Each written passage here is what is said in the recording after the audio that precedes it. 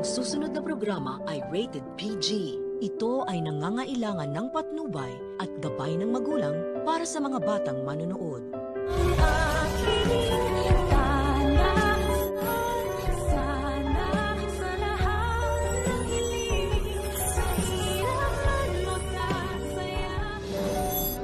Kalat na ang balita na nawawala ang bilyonaryong si Don Pepe na nagmamay-ari ng Apex Medical Hospital. Kaya naman naalarma na rin itong si Carlos dahil dawit pala ang pangalan ng babaitang si Zoe na anak niya sa nangyaring krimen.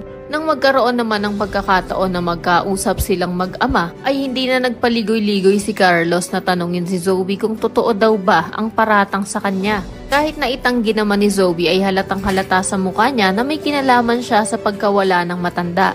Pero dahil tatay niya nga si Carlos ay ayaw rin ito na mapahamak ang anak niya.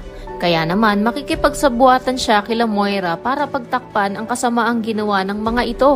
Samantala, magbe-24 oras na pero hindi pa rin natatagpuan ang nawawalang si Lolo Pepe.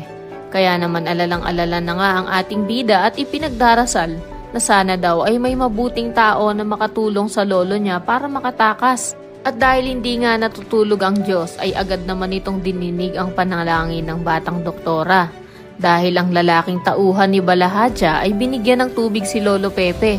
Kaya naman naisip ng matanda na may puso rin naman pala ito kahit papano at sa tingin niya ay naiipit lang ito sa sitwasyon. Kaya naman nakaisip ng ideya itong si Lolo Pepe. At diretsahang nakipagtawaran sa pulis na si Vasquez kung papayag daw ba ito na bigyan ng 10 milyong piso kapalit ng kalayaan niya. Napahinto naman bigla ang mukhang perang pulis at nanlaki ang mga mata nang marinig niya ang sinabi ng matanda. Di hamak naman kasi na mas malaki ang halagang ito kaysa sa binayad ni Moira sa kanila na 10,000 piso lamang. Sa iyong palagay, kung ikaw ang nasa kalagayan ng pulis na si Vasquez, ay tatanggapin mo ba ang inaalok ni Lolo Pepe na 10 milyong piso kapalit ng kalayaan niya?